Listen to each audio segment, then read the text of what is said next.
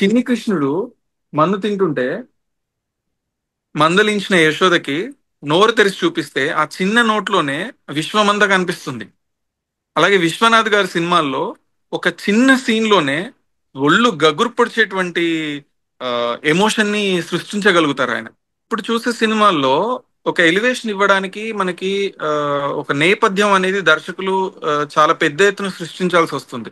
World building అంటున్నారు. KGF లో కానీ బాహుబలిలో చూస్తే ఒక వరల్డ్ బిల్డింగ్, పెద్ద పెద్ద సెట్స్, ఒక దాని కాస్ట్యూమ్స్, అసలు ఒక హై బడ్జెట్ క్యారెక్టర్ ఇదంతా సెటప్ చేసిన తర్వాత, రాసుకున్న తర్వాత అప్పుడు ఒక ఎలివేషన్ సీన్ అనేది వస్తుంది.